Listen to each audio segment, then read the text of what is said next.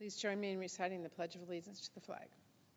I pledge allegiance to the flag of the United States of America and to the republic for which it stands, one nation, under God, indivisible, with liberty and justice for all.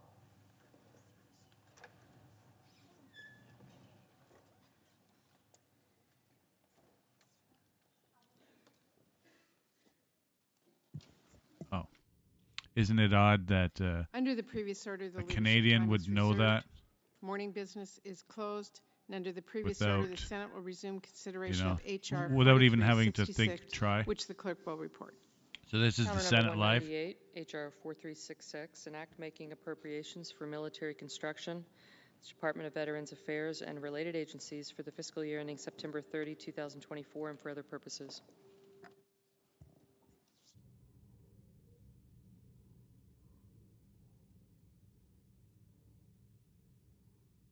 Yeah, so they got Senate live here.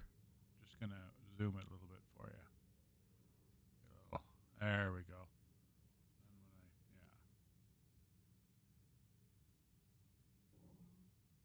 Doop-a-doo. So this is the Senate live. Is there no one there yet? If there's an echo, let me know. It looks like there's an echo. Here we got echo. No, we're good. So the construction bill. I'm gonna lower I'm redlining here. Just testing my volumes. So this is construction of military. You can check out the description. Part of it's in there. This is like, we'll see how much money from the details of this. The Senate's, they're the early ones. They start earlier than it's so far, right? This new Mike Johnson, I'm not sure, but I'll be looking at their rules. But I think he can hold the schedule. But I do like how they start. They start with a prayer. This guy does a prayer, and it wasn't like a Roman Catholic set in stone prayer. The guy was free. He had free will on his prayer, it was a good prayer. I didn't have it on here, so you can't. I'll see if I can, because of copyright. It's possible that people don't want the prayer broadcast, except certain broadcasts. It may be the case. I have to check, but and then they do their pledge allegiance to the flag, which I let the volume go, but I didn't want the basically to show everyone yet. I gotta see the copyright. But that's kind of neat how they start that way. In Canada, they do the national anthem. Someone sings it each time, but I don't think they want me to broadcast it because singing, right? I guess it could be embarrassing. If your tune isn't right, I think it's a good thing. So they're going to be seeing here about all kinds of military spending and what is in the description. I can only write so much. There's a lot more to it, but see the YouTube file, for some reason, I don't know why, like there isn't, like, to let it be 50 pages or 20 pages long, it's not that big of data, I don't think. Maybe it is. I don't know. I have to ask the YouTube algorithm people, because I'd like to have a larger file. If someone wants to scroll the whole bill, I'd love to be able to put it up, but but I say this and complain. It has gotten a lot bigger since the original description. The original description was like 30, 30 characters kind of thing. I'm exaggerating, 300 or whatever. But then it's expanded, and it's expanded a couple times. But I would like to see it, because hey, if there's a 2-hour video, what's the problem with having a 2-hour read on top of it? I think it's great. So they're just doing their fan dangling, taking their seats. But Canada doesn't start till 2:00 today, Parliament, and same with Senate. They kind of follow the same, which is very awful, especially someone who wants to cover something. It's like, geez. And then they're going to take another week off. Is this? Make sure that the window, the volume. Yeah, all right.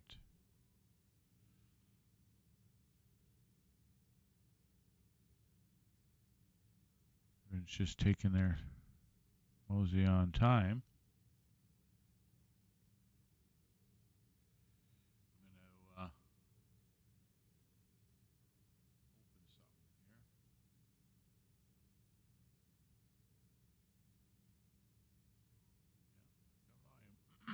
Okay, so there's another thing I can check out here while we're waiting for them to start. The Senate. Okay, so we can check out the Phoenix. Let's do a little bit of Phoenix. Another one. It's a think tank group. Phoenix Report. I'll let you know more about it after I contact them whenever I get around to that. Week I should have already, but this is their top headline. Okay, this is open source stuff. Phoenix Report top 5 headlines: Israel boosts naval presence in the Red Sea amid Houthi attacks. Yeah, there was Houthi attacks. Yemen. Escalation of Iranian-backed militias in Iraqi raises concerns. Egypt to receive injured Gazans through Rafah crossing. I called it yesterday the wrong thing. It's the Rafah crossing. I called it something else correctly. Turkish president proposes new Gaza security mechanism. Ooh, new Gaza security. So I think Turkey wants to have a part in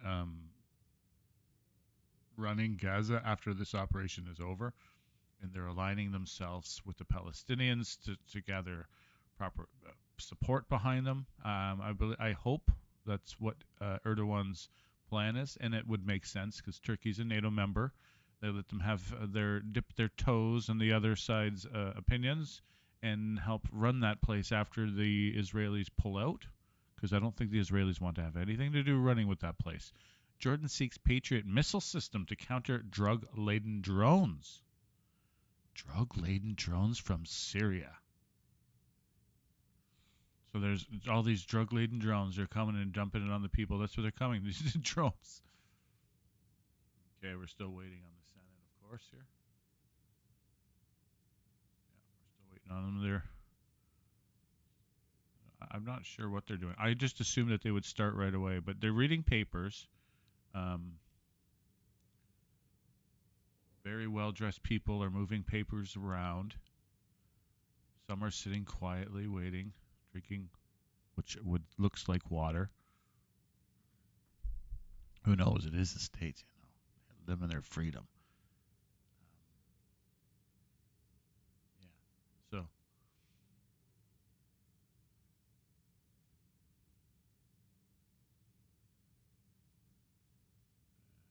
Israel boosts Arrow missiles, intercepts Iranian ballistic missile. A game changer in the Middle East. Israel's Arrow missile defense system successfully intercepted Iranian ballistic missile fired by Yemen's Houthi rebels. Check the Jerusalem Post for that. Israel's boosts naval presence in the Red Sea amid the Houthi attacks. Israel's military takes control of Hamas stronghold in Jabalia, killing senior leader. U.S. requests Israel to release frozen tax revenues for Palestinians. Israel warns Hezbollah one day after Hamas elimination. Israel is taking a defensive position on the Lebanese front to avoid exhausting its forces while focusing on the war against Hamas in Gaza. Says Israeli National Security Chachi Anigbi. He warns that one day after the elimination of Hamas, Israel will apply the lessons learned to Hezbollah fighters in Lebanon. Israeli military has been targeting Hezbollah positions in Lebanon. Oh, so I'm not sure. The Shark Ausat. Check out that for further elimination. Open source information. Hamas announces the killing of 7 hostages in Israeli airstrikes on Jabalia. Still waiting on the Senate. Oh, people are moving faster. There's a fella. He's walking much faster. Speed has increased. Oh, no, he's just a page. Young snapper page. He probably had a strong coffee. Iran's supreme leader urges Muslim nations to boycott Israel, of course. Iran regime denies proxy involvement. Yeah, all right. They're denying it, right? Of course. Hey, they're on X. Of course they're going to deny it. Iran foreign minister visits Ankara for Gaza crisis talks. Supreme Leader warns of Zionist regime's vulnerability. So the escalation of Iranian-backed militias in Iraq raises concerns. The Iranian-backed Shiite militias in Iraq are escalating attacks on foreign military presence, challenging the Iraqi government's authority and raising concerns about potential U.S. sanctions. The situation also highlights Iran's use of regional proxies to end U.S. presence. The recent declaration by al-Nujaba,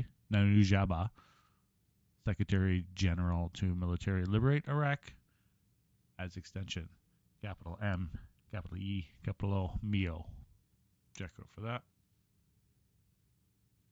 Islamic resistance targets U.S. TANF, T-A-N-F, base in Syria. Islamic resistance in Iraq announced the targeting of the TANF base affiliated with the American occupation in Syria, using 2 drones and confirming direct hits. This action continues the pattern of targeting American bases in Iraq and Syria in conjunction with the Tufal Al-Aqsa battle on the ongoing Israeli aggression on Gaza. The Pentagon reported approximately 23 attacks on U.S. forces from October 17th to October 30th. Al-Mayadeen. Check that out, the Al-Mayadeen.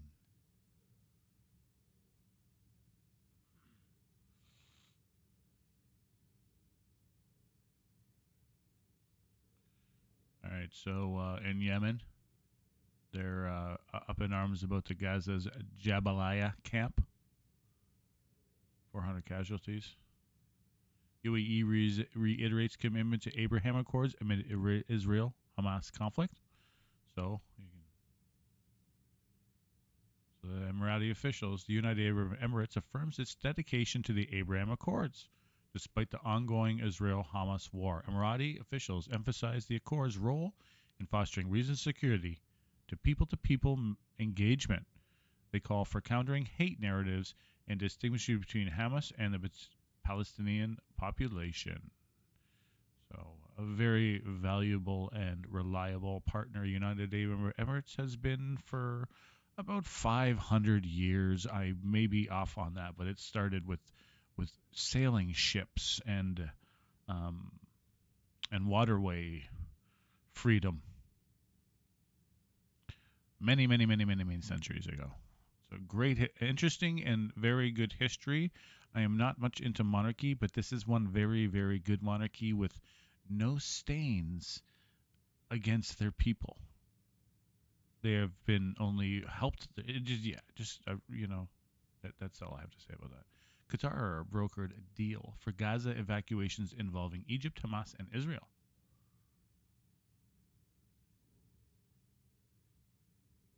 Okay, so the agreement permits their movement through Rafah border crossing into Egypt, although the duration of the crossing opening remains unspecified. Saudi Arabia is still interested in normalization with Israel, so they just had the meeting, and his name there, Kushner. The Kushner just was they just had a meeting of the money mines, investment and all that stuff, beautiful thing.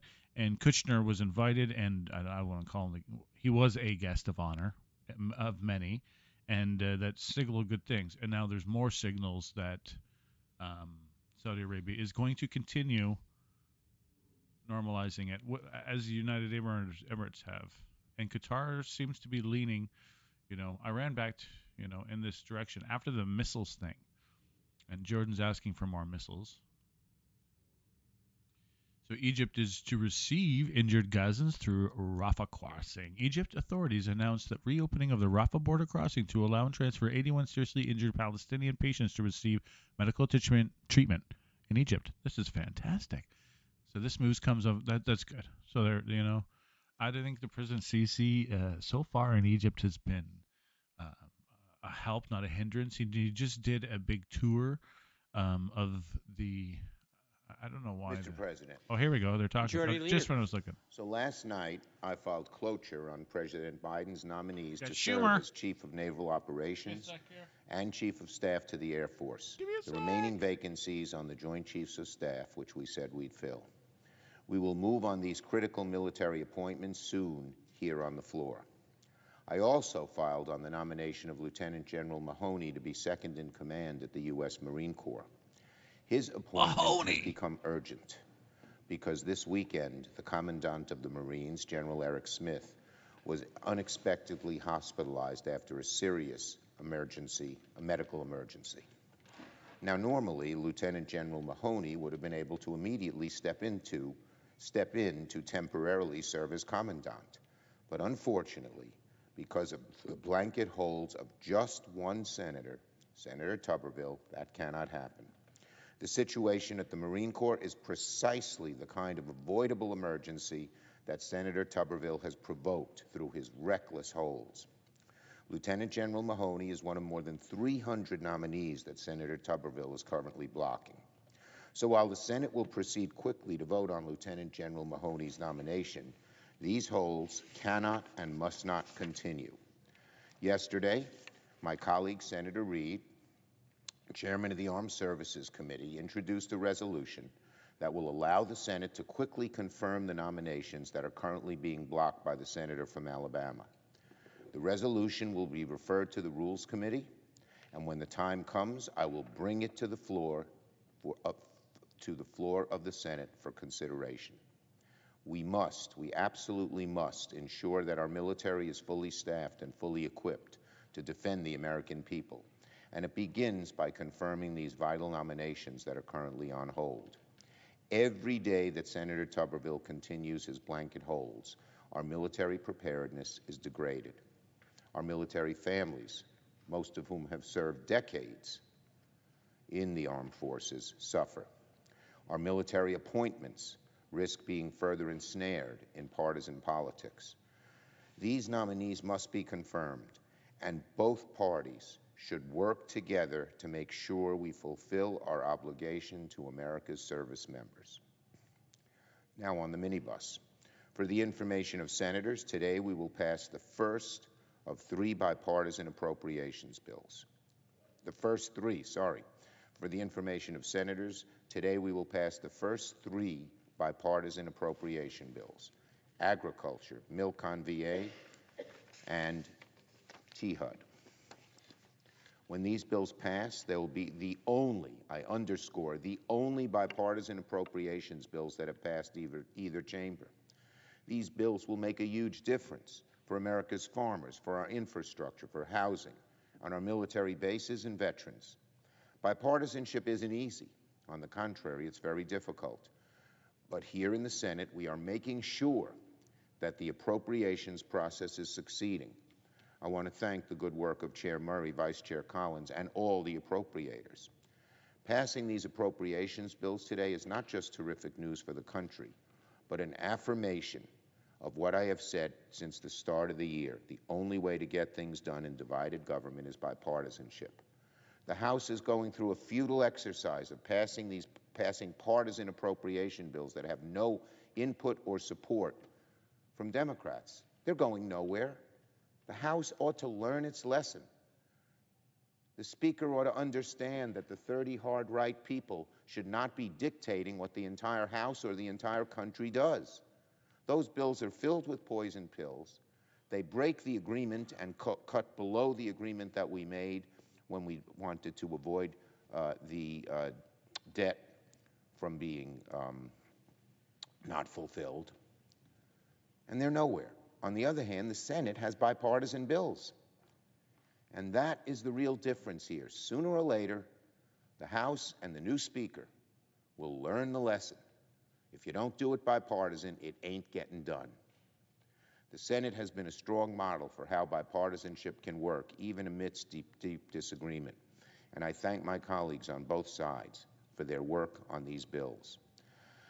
Now we continue on our AI Insight forums. Today, as leaders gather in London for the first AI Summit, the Senate will hold our 3rd and 4th bipartisan AI Insight forum.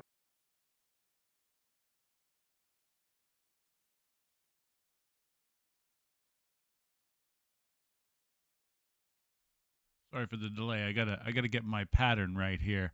So basically, what did Senator Schumer from New York? I may be wrong. I'm kind of yeah. I haven't said all this out loud. So Schumer is basically, what did he say? He says he wants to push it forward. And there's one senator that he was rallying on, that's holding back funding and everything, and getting this one person, and basically getting them positions, people in the power positions. And I get it there. Um, it would be frustrating, and he's rallying on that. Now he's bouncing to the next subject. Let him carry on here. This morning will be focused on the intersection of AI in the workforce. We'll hear from a balanced group of leaders in labor, tech, civil rights, and business about. Oh, sorry. Yeah, he said London. So it's starting in London. Some AI tech, but also it seems to be they'll be talking about it in the Senate as well. Interesting, very interesting. But let's let him speak. Both the opportunities and risks that AI presents to the American worker and to our economy. People are worried. Many people worry, will I still have my job as AI kicks in? We want to make sure that we have guardrails that protect workers, not make the mistake that was done with globalization, where so many were thrown out of work through no fault of their own. And then this afternoon, we will discuss AI's use in high-impact areas like finance, healthcare, law enforcement. We'll focus especially on the potential bias in AI technologies in these high-impact areas, and how Congress can create guardrails to protect our civil rights in the age of AI. The Senate is continuing to be all hands on deck when it comes to trying to pass AI legislation. Yesterday, our bipartisan AI gang, Senator Rounds, Heinrich Young, and I, had a great meeting with President Biden at the White House on AI. So we're making good progress, but we still have more to learn about AI as we work to develop bipartisan legislation. And the world's paying attention. There's a forum in London today where the Vice President will attend, and inevitably the whole world will be looking to the Senate to see whether and what kind of legislation we can pass. We will work hard to get the best possible bipartisan legislation done. The supplemental. On Monday, Speaker Johnson and House Republicans released a totally unserious and woefully inadequate package that omitted aid to Ukraine, omitted humanitarian assistance to Gaza, had no funding for the Indo-Pacific, and made funding for Israel conditional on hard-right, never-going-to-pass proposals. What a joke. Yesterday afternoon, President Biden issued a veto threat on the GOP proposal.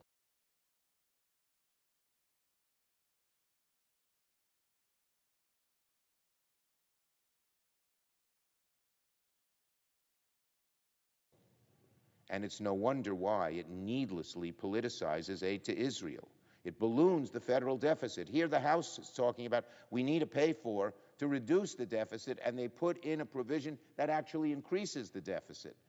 Why? Because they don't want their super rich, mega wealthy friends to be audited by the IRS like every other citizen is. As we know, when Trump was president, he almost exempted them from auditing. Someone making $40,000 a year had a greater chance of being audited than someone making $4 million a year. It's amazing that the main focus, as the world is in crisis in the Middle East, in Ukraine, in the Indo-Pacific, our House Republicans are spending more time trying to further reduce taxes of those who don't pay much tax anymore at all.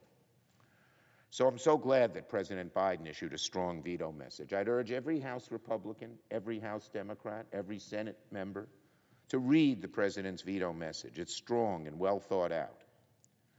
And he talks about it politicizing aid to Israel, it ballooning the federal deficit, and it failing to address the national security threats that America faces around the globe, particularly our need to help Ukraine, provide humanitarian aid to Gaza, and help in the Indo-Pacific. So, the House GOP proposal is not going anywhere. It's dead before it even is voted on. The Speaker should start over, this time without terrible partisan poison bills, this time sitting down with Democrats and working this issue through. Israel has suffered the worst terrorist attack in its history. It needs help. But House Republicans are asking a price for helping them by cutting off funding that holds rich tax cheats accountable. That ain't happening, House. It ain't happening. Now, Speaker Johnson says that this supposed pay is needed because of his concern about the national debt. But as I mentioned, every independent estimate shows this partisan bill raises the deficit by billions of dollars. So what hypocrisy! It's not responsible. It's reckless. It's utterly baffling that at a moment that demands maximum bipartisanship, when the country is in crisis, and our friends in Israel and Ukraine are in crisis, that the House GOP is instead trying to pick an egregiously partisan fight over wealthy tax cheats. Years back, both parties would have come together for the good of the country and the good of security in the world when crises like this happen. But the House GOP, continuing the kind of recklessness, the kind of inability to get their act together, continues to do these kinds of things. The proposal is simply not a serious one, and worse, it still wastes precious time at a moment when we need to help Israel, Ukraine, and send humanitarian aid to Gaza ASAP. All friends of Israel should loudly and clearly say that any move to make the U.S.-Israel relationship a partisan one, as the House is doing, is a move that hurts Israel. That is what they do, unfortunately, harming our partnership with Israel by politicizing their aid package. I urge Speaker Johnson, quickly change course, Speaker Johnson, because this stunningly unserious proposal is not going to be the answer. It's not going anywhere. As I said, it's dead almost before it's born. The FTC letter that we sent this morning, and I think people should pay attention to this because this is a very serious issue. Last month, America's two largest oil companies, ExxonMobil and Chevron, announced two of the largest oil acquisitions of the 21st century. In fact, some of the largest mergers in the whole history of the United States. And where are these mergers occurring? In the heavily concentrated oil industry, where the consumer has almost no say whatsoever. These deals have all the hallmarks of harmful anti-competitive effect. And if they're allowed to happen, Americans could see the consequences through higher prices at the pump. People are complaining, justifiably, that gas prices are too high. And these mergers, inevitably, will make the price even higher. So today I'm leading a group of 22 senators calling on the Federal Trade Commission to use the full powers of the FTC to investigate these mergers. In our letter, we say that if any antitrust laws may be violated, the FTC should step in and oppose the mergers. You know, we broke up Standard Oil's illegal monopoly in 1911. We're quickly getting back to that place. The FTC should also investigate whether it's time to break up today's anti-competitive oil conglomerates. When America's largest oil companies can just buy some of their largest competitors. Here we have Exxon, the biggest oil company in America, buying the largest oil driller in the Permian Basin, which is the biggest U.S. oil field. It's outrageous. When the largest companies can control the lion's share of the supply chain, when they're able to act with little accountability, the result is a raw deal for American consumers, American workers, and the American economy. And this isn't speculation. We've seen this happen before. In the 1990s, there were over 2,600 mergers across the petroleum industry. The number of major oil companies was cut in half. I'll never forget the day. This was a Democratic president, President Clinton, unfortunately, allowed the merger between Exxon and Mobil, two of the biggest oil companies. I opposed it at the time. The result of these mergers and lax accountability was market manipulation, unstable supply, and ultimately price hikes for Americans. Well, why repeat that mistake? We cannot allow it. With ExxonMobil's merger with Pioneer and Chevron's merger with Hess, we're seeing history repeat itself. More consolidation, less competition, may be good for the shareholders and the big oil company execs, but it ain't good for America and certainly ain't good for the consumer, who will inevitably pay more for gas, oil, and so many other things. There is something deeply wrong about seeing the largest oil and gas companies in the world manipulate their way to higher profits as Americans are struggling at the pump. Last year alone, the world's 5 largest oil companies saw record profits, $219 billion, more than double the profits of 2021. And where'd the profits go? Did it translate to lower prices for Americans? Did the companies invest in worker productivity or finding new clean energy sources? No. The soaring profits fueled soaring stock buybacks. Americans, meanwhile, saw higher prices every time they filled up the tank.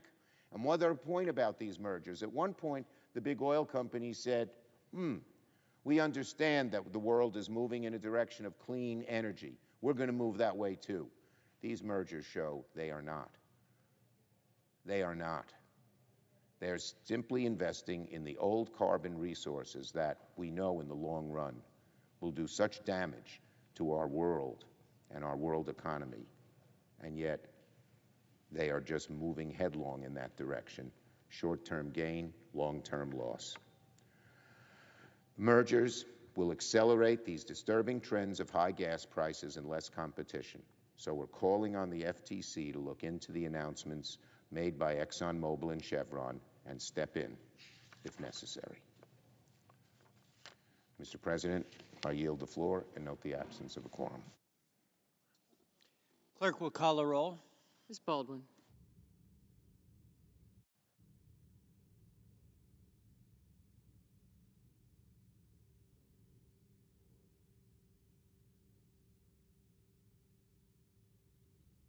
All right, so they're doing this military construction, veterans affairs, and related agencies. You can check out in the description everything it is, but they're building, they're going to be putting money into cemeteries in Arlington and all this stuff. They're going to be building all kinds of military accommodations. Veterans.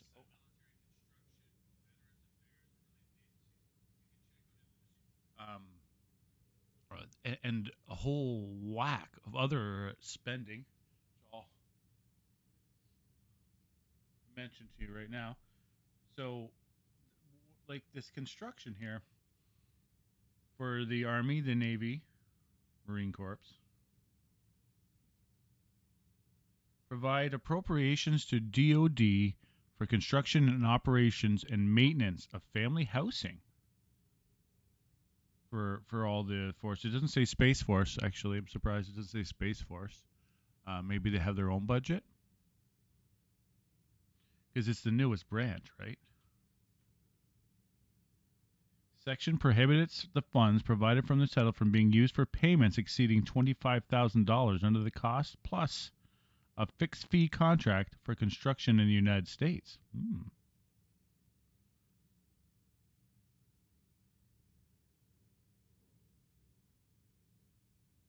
Hiring passenger motor vehicles. Oh.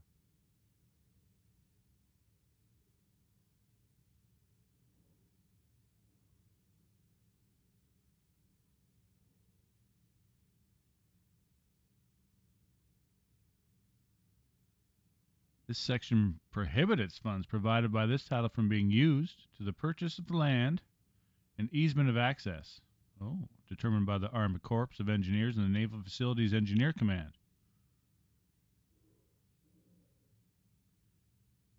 That's a lot of prohibits, but they're putting the money. Mr. President, Republican leader, I ask consent that further proceedings on the quorum call be there we dispensed go. with. without objection. I've spoken frequently about the clear links between the biggest national security challenges facing our country and about what we need to do to address them. Beautiful place. But let's not lose sight of a few overarching points. America's adversaries don't ease up when we lose our resolve. In fact, they press their advantage. How many of our colleagues would disagree that withdrawing from Afghanistan caused America's friends and foes to question the credibility of our commitments? How many would disagree that failing to respond decisively to hundreds of terrorist attacks against U.S. forces in Syria and Iraq has weakened our deterrence against Iran? How many senators would disagree that the Biden administration shouldn't have withheld lethal assistance to Ukraine in the summer of 2021? Or that they should have shipped lethal weapons more quickly as Russia's preparations became glaringly obvious that fall and winter? How many would disagree that the President's caution and hesitation to provide critical weapons like HIMARS, Patriots, tanks, and ATACMS has prolonged the conflict in Ukraine? Over and over again, history has taught us that the costs of disengaging from the world are far higher than the cost of engaging. And just as the threats we face aren't isolated, neither are the benefits of investing in American leadership. So here's the plain truth. The overwhelming majority of the resources approved by the Senate as security assistance for Ukraine has in fact gone directly to American manufacturers, supporting American jobs, expanding the American industrial base, and producing new weapons for America's military. Almost $70 billion in investments spread across at least 38 different states. Production of artillery rounds alone has distributed multiple billions into facilities from Arkansas to Virginia and Texas to Ohio, all to improve our ability to equip the United States and our allies with the growing challenges we face. So, Mr. President, these investments are not just replacing what's being used to destroy Russia's military strength. They're expanding production capacity to meet soaring demands from allies.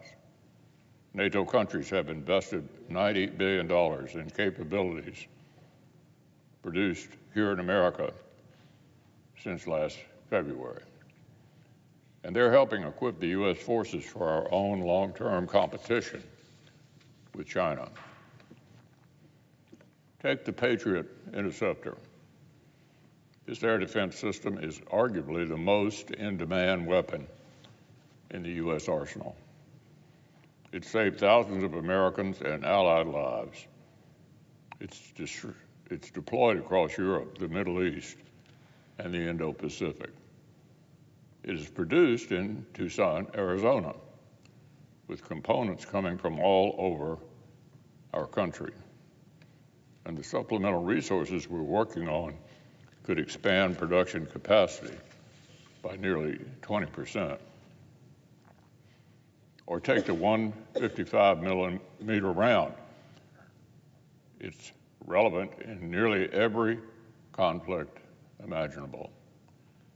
More than 75% of our investments marked for this munition has gone toward capacity expansion. Today, U.S. manufacturers are able to produce double what they could before our response to Russian aggression last year. With further investment of so-called Ukraine spending, American production would reach 1 million rounds per year. The notion that this money is distracting from America's other security priorities is nonsense. Anyone making this claim doesn't understand how critical production lines work.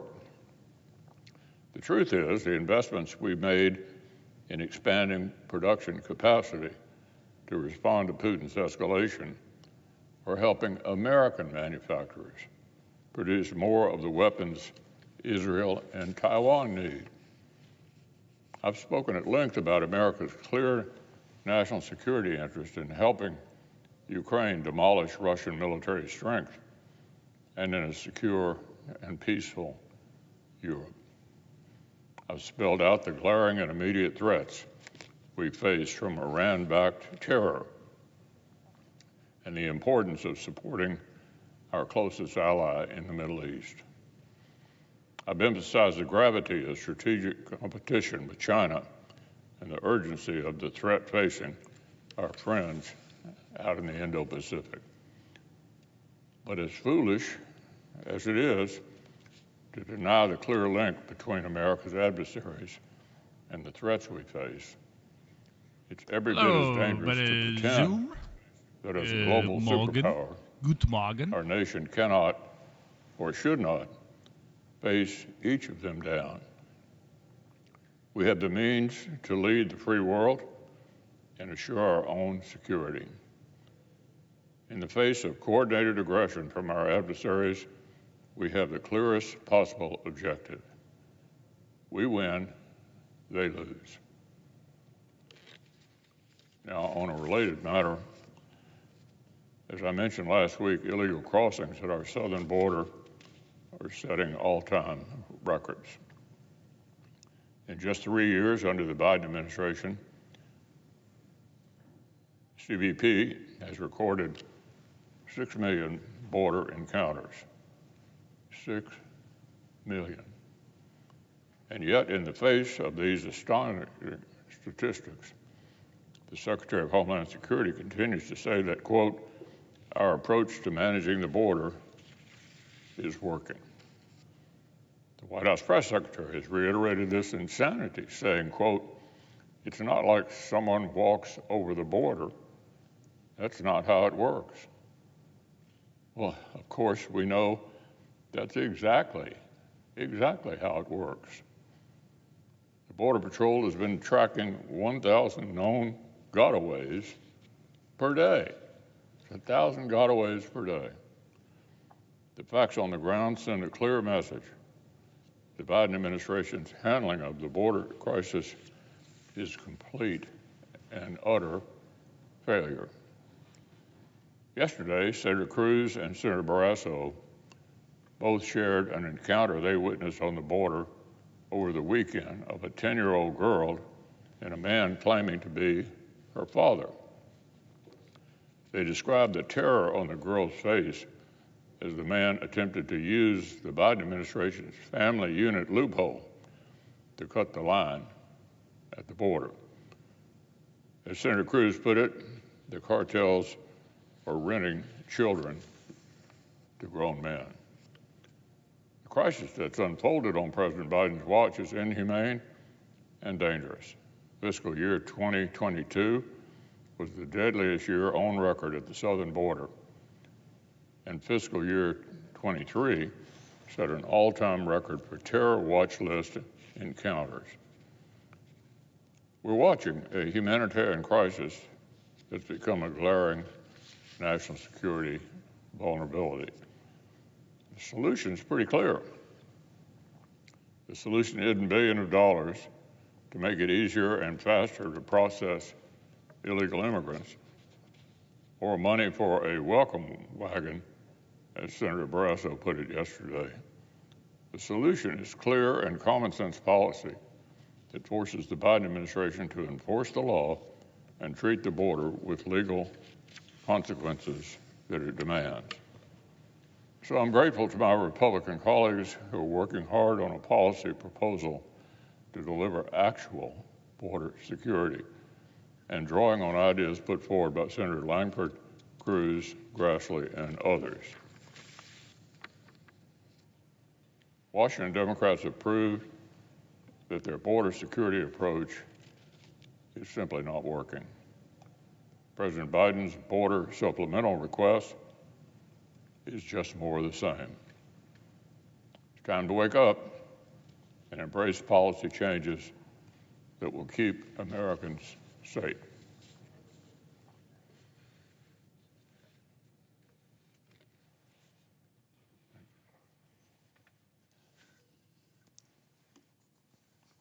I suggest that to go on. Clerk will call a roll. Ms. Baldwin.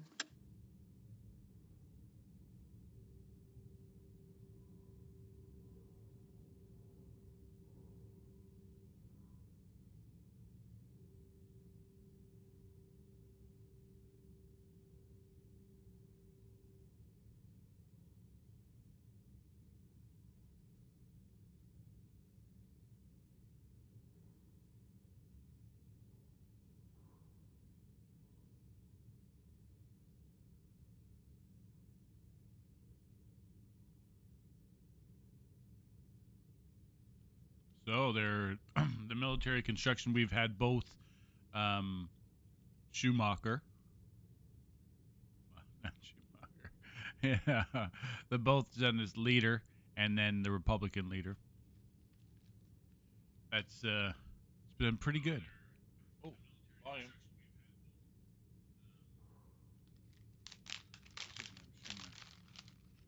Yeah, Schumer and thing. They basically said, I don't know. Well, we have to see how this vote's going to go. If this is actually the money's going to go through for a lot of military construction, and it seems to be a requirement at the moment.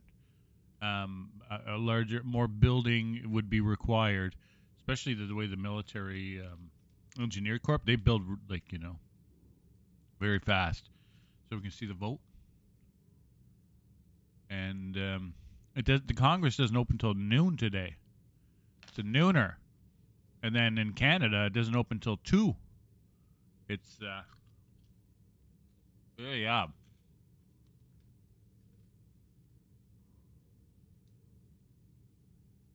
While we wait here, put up a picture here.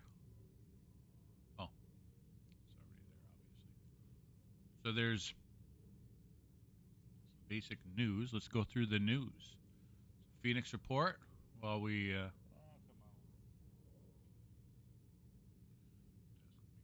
on. Faster.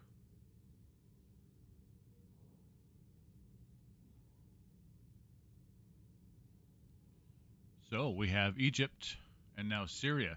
Jordan seeks the Patriot missile to counter drug-laden drones from Syria. Jordan is requesting a Patriot missile system from the United States to defend its borders against drug-smuggling drones from Syria. There's all kinds of heavy. There's Coptagon. It's like poor man's coke that's being made by the Assad regime in Syria, and it's dumping their crap on the Middle East, and it's like inflaming things. Obviously, the advanced technology used for smuggling poses a significant threat. Jordan emphasized the need for collaboration to counter the drug threat, which extends beyond its borders, affecting the Gulf states and other nations. Oh, sham. Arrests by SDF and Hasaka in eastern Deir Zor witnesses tribal attacks. So the Syrian Democratic Forces conducted widespread arrests on the countryside of Hasaka province, while simultaneously armed tribesmen launched attacks in the eastern countryside of Deir Zor. So there's some things going on, and the U.S. deploys 300 additional troops to support forces in the region. In Syria here, the U.S. Department of Defense, the Pentagon, of course, has announced its intention to deploy an additional 300 American soldiers for the U.S. Central Command operational area. These troops provide capabilities in diffusing explosive ordnance, UXOs, communications, and other support tasks to complement existing forces in the region. The deployment aims to support regional deterrence efforts and enhance protection of U.S. forces. 300. Anab Baladi You can check that out in Enab Baladi. U.S. forces thwart a new attack on the Al-Tanf base in eastern Syria. Again, according to Iraqi government source, the U.S. military has thwarted a recent attack on the Al-Tanf American base in eastern Syria. The source reported that U.S. forces intercepted 2 drones aiming to target the Al-Tanf base located near the tri-border area of Syria, Jordan, and Iraq in eastern Homs, Syria. This follows the Islamic Resistance and Iraq militia's claim of launching drone attacks on the same base and similar incidents targeting U.S. bases in Syria and Iraq in recent weeks. Yeah, they attribute to, they're all saying it's because of the Israeli aggression. Just check out Syria TV for all that crap. So Turkey and Iran joint efforts to prevent Israel-Palestine conflict escalation. So there's something going on in here. I don't want to get you. And Turkey and UAE economic partnership.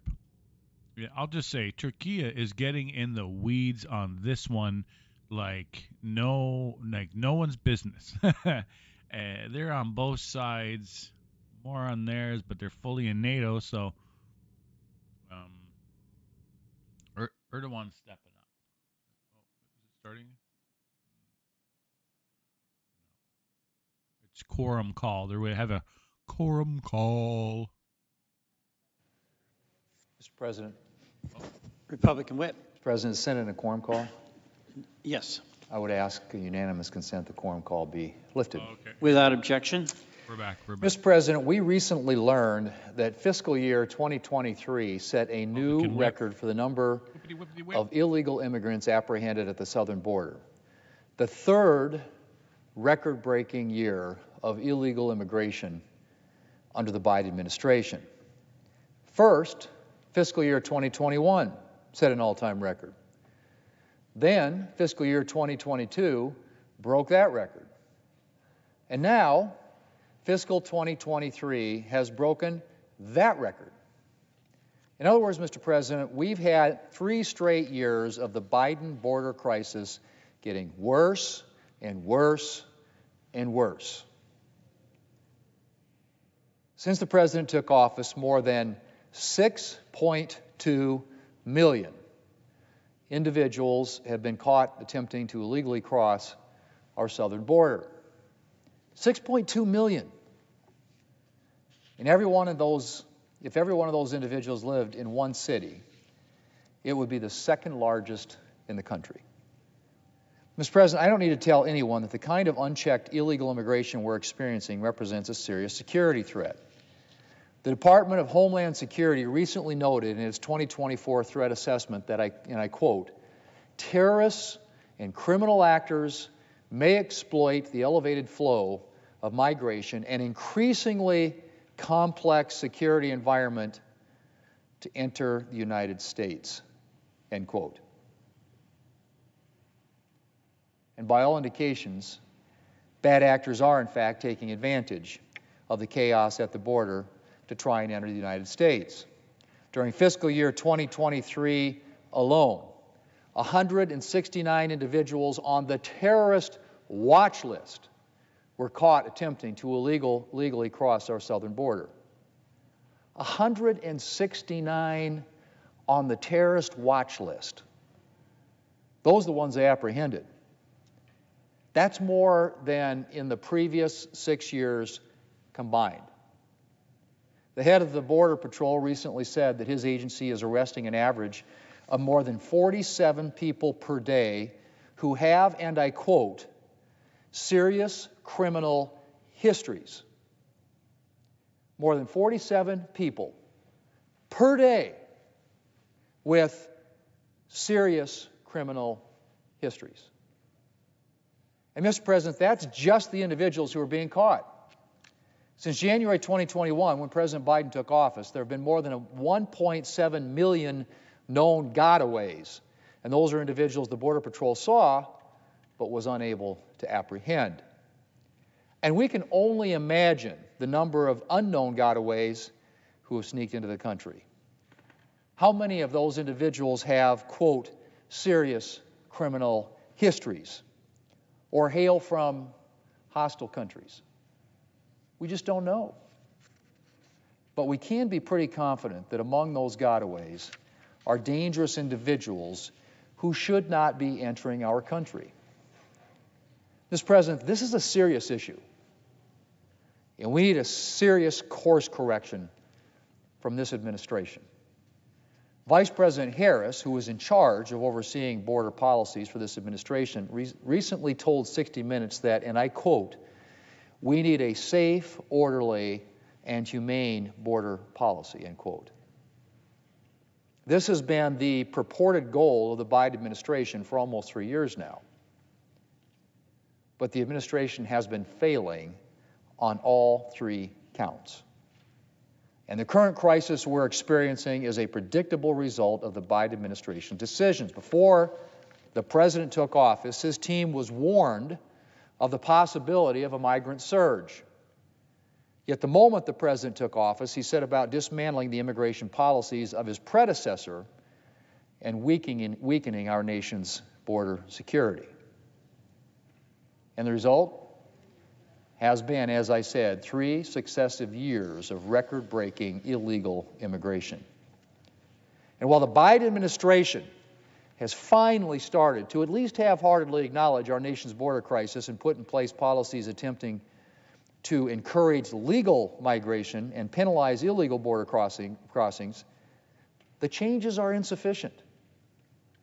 Far too little, far too late. Or as one columnist put it recently in the Washington Post, and I quote, "The Biden administration's various efforts have amounted to Band-Aids on a massive open wound," end quote. And the President's recent supplemental funding request has not left me hopeful that the administration is suddenly going to become more effective. Potentially billions of dollars in reimbursement for blue states struggling to house illegal immigrants won't do a single thing to solve the crisis we're facing at the border. And while the President's proposal does include some funding that would actually go toward security, funding alone is simply not enough. We need meaningful policy changes that will, for starters, end the rampant abuse of our asylum system and sweeping parole designations. Senators Graham, Langford, and Cotton, among several others, are working hard to craft a set of changes to our asylum and parole policies that would stem the flow at our southern border. These changes would address obvious flaws in President Biden's immigration policies and make tangible progress toward getting our border crisis under control. Mr. President, recent events have underscored the importance of national security. And a porous southern border is a huge, huge vulnerability when it comes to our national security. We need to use every tool we can to secure the border and to keep terrorists and criminals out of the United States. Senate Republicans are committed to putting policies in place at the border that keep Americans safe. And I hope that in the days and weeks to come, Senate Democrats will join us to make securing our border a priority. Mr. President, I yield the floor. Of a quorum. Clerk will call a roll. Ms. Baldwin.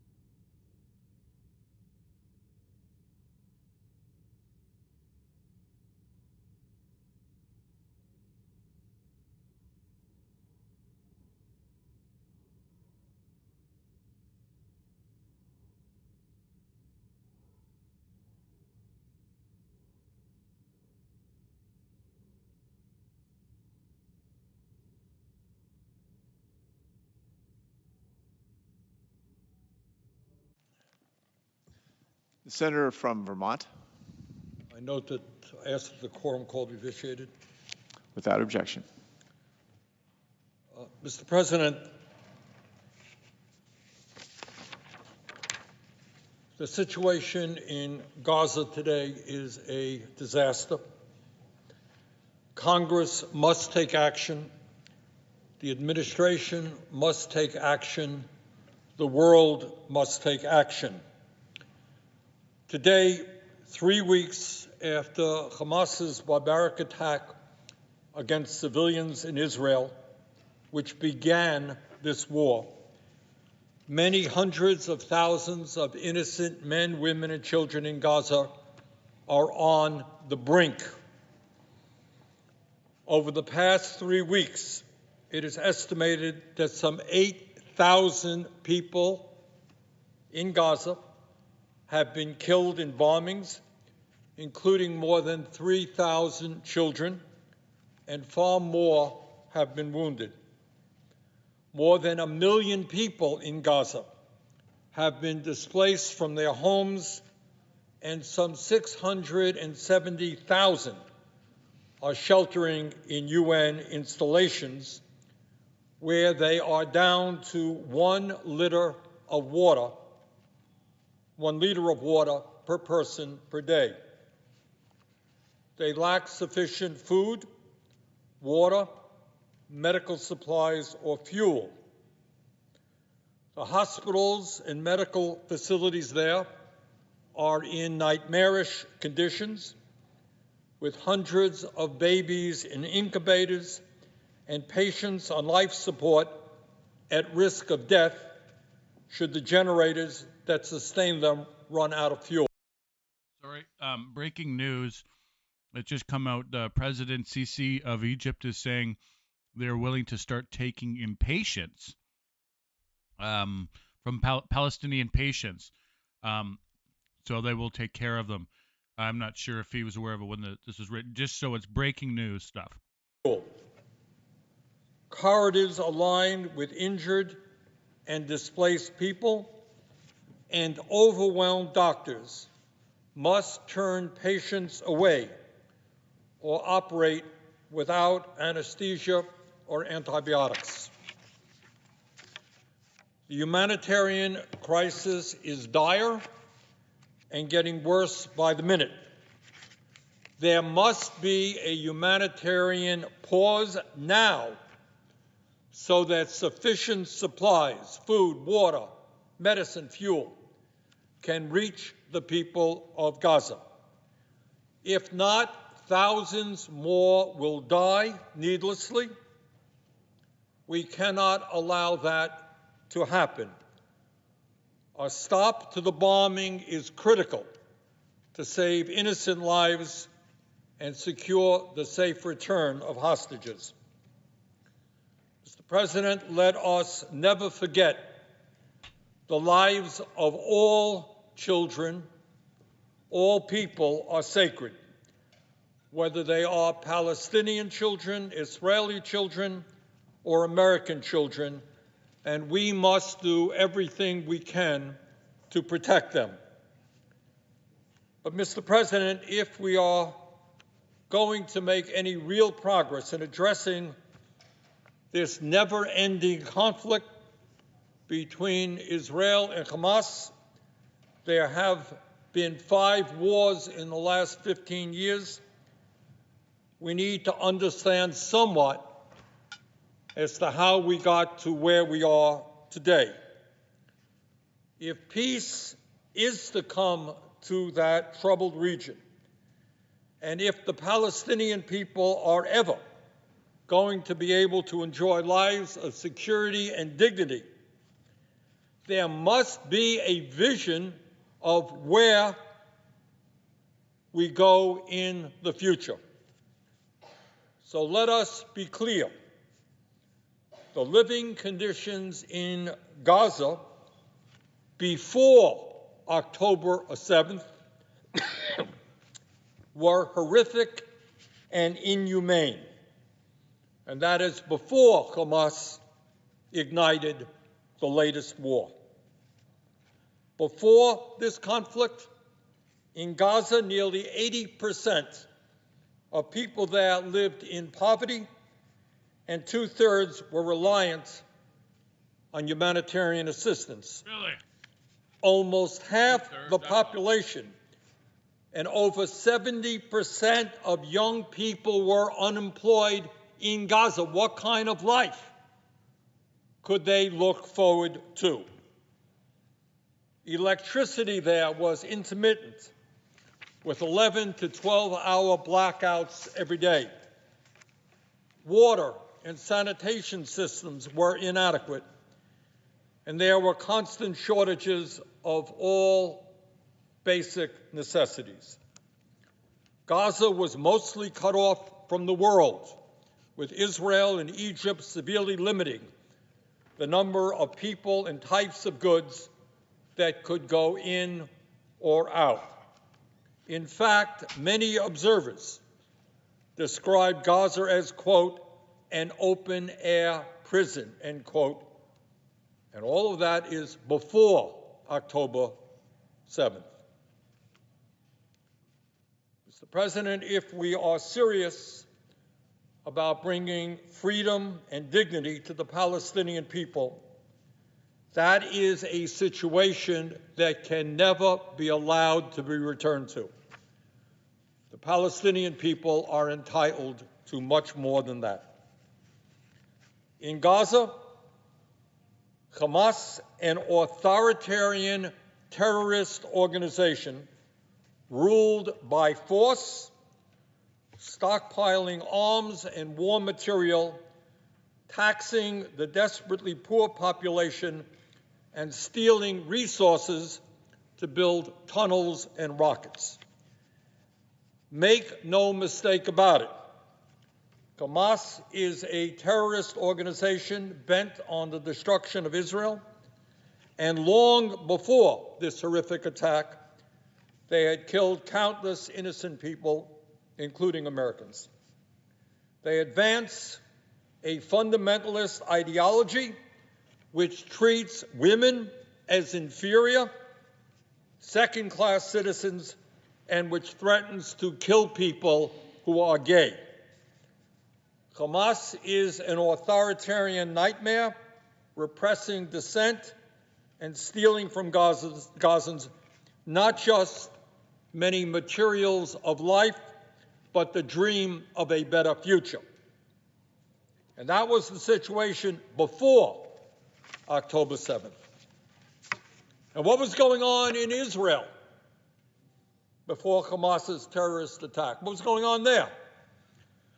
That country had the most right-wing government in its history, a cabinet that included outright racist ministers who consistently dehumanized the Palestinian population. Benjamin Netanyahu, the prime minister, was under indictment for a litany of corruption charges, and many believe that Israel's intelligence, or lack of intelligence, on October 7th had everything to do with his government's preoccupation with his political problems. Before the war, this right-wing Israeli government had systematically undermined the prospects of peace. Netanyahu and his extreme partners in the cabinet had worked to marginalize Palestinian voices committed to peace, pursued settlement policies designed to foreclose the possibility of a two-state solution, stymied economic development in Palestinian areas, and passed laws that entrenched systemic inequality between Jewish and Palestinian citizens of Israel. This last year saw record Israeli settlement growth in the West Bank, where more than 700,000 Israelis now live in areas the United Nations and United States agree are occupied territories. Despite that, the Israeli government authorized thousands of new homes for settlers and opened up new areas to construction while bulldozing thousands of Palestinian homes and schools and further restricting Palestinian movement. Legal experts agree these policies constituted nothing less than illegal annexation. All of these policies and more greatly increased tension in the West Bank. Before October 7th, 179 Palestinians had been killed in 2023, 179 Palestinians in the West Bank, which made it the deadliest year in 2 decades. Since October 7th, 121 more Palestinians have been killed in the West Bank, including some by settlers. These tensions were part of why so much of the IDF, the Israeli Defense Force, was deployed in the West Bank rather than the border with Gaza. And then came October 7th and Hamas's atrocities that began this latest and horrific war. The Hamas attack was unspeakable. Over 1,300 innocent men, women, and children in Israel were killed.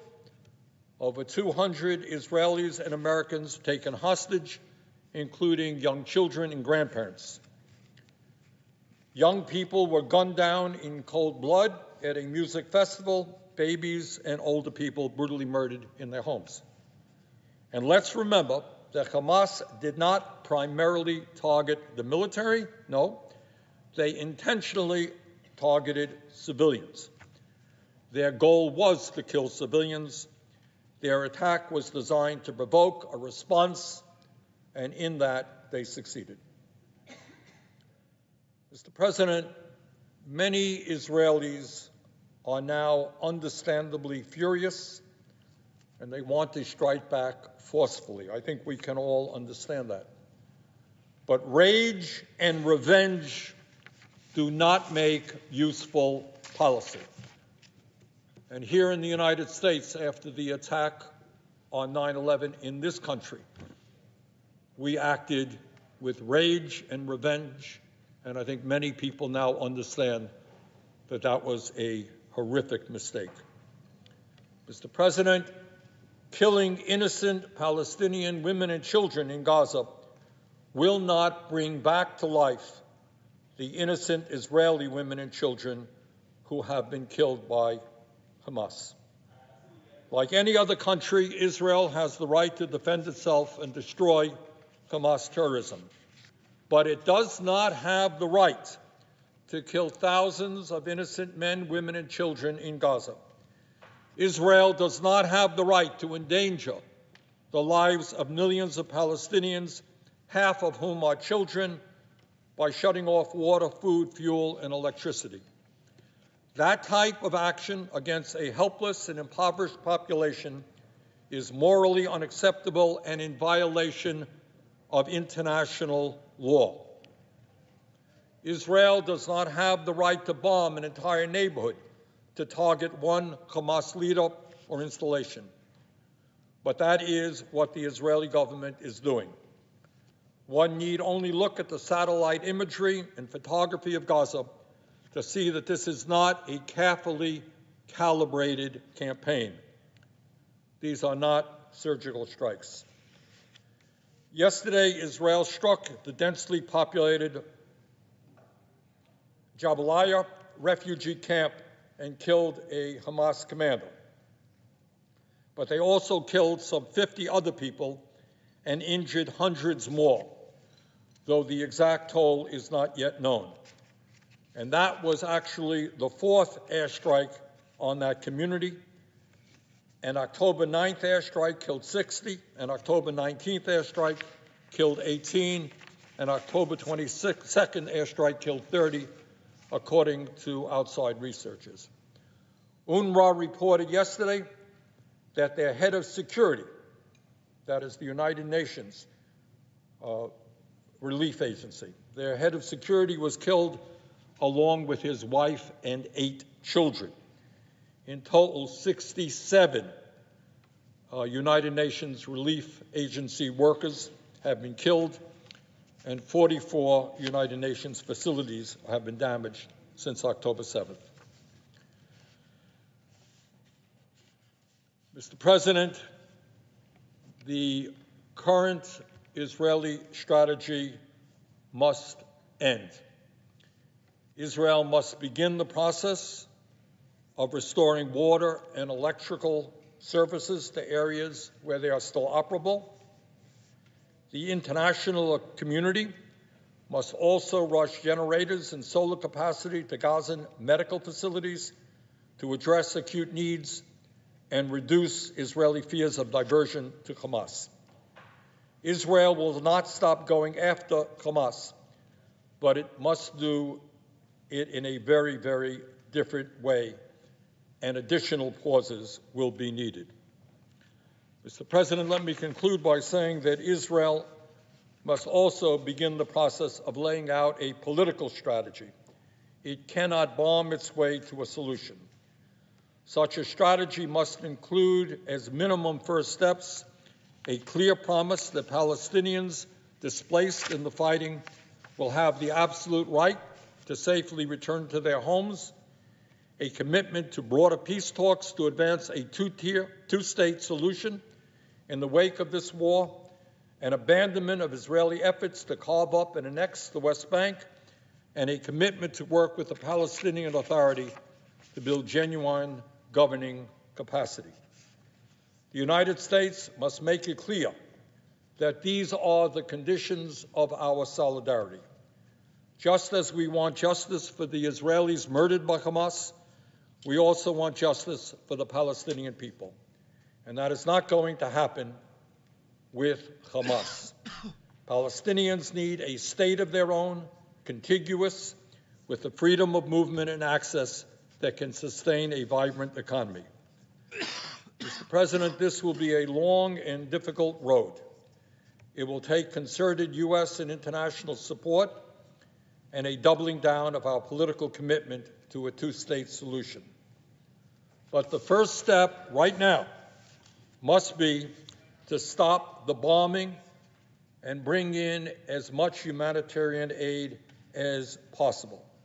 I think Secretary Blinken said it well, and he said, quote, providing immediate aid and protection for Palestinian civilians in the conflict is a necessary foundation for finding partners in Gaza who have a different vision for the future than Hamas and who are willing to help make it real. End of quote.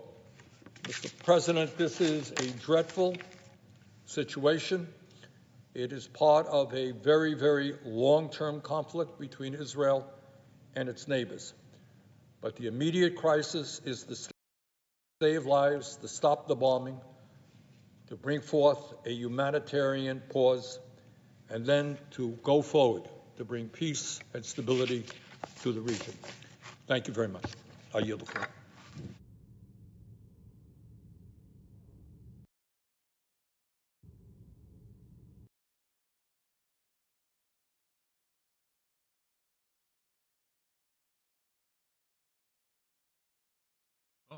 Oh, the mic was on the whole time. Shit. Sure, this is, yeah, it was. Sorry. Making nice noise. Well, there you have it. But I'm a little disappointed we didn't get one huge from, our Senator Sanders. He not one huge, unless I missed it, it's possible. But I don't know. It sounds like so far from the leaders that this is going to go forward. This bill, it's going to pass. Everything's going to go. It's going to move. Everyone else, they've discussed it, and both sides seem to be on the same page of green light, and it's moving through. But and with senators getting to Senator Sanders getting to say off-topic items, as after it was basically like, okay, foregone conclusion. Now we're going to say our other opinions from the Vermont senator. All right, so that's all I'm gonna this is it for this stream. Sorry to Elizabeth Warren, but I think we got the gist. Thank you. Like, subscribe, and have a good day. And check out all the files. This is going to be go to the web, or the channel, and you can see for all the Senate, all the pertinent Senate items, all kinds of goodies in there. Have a good day.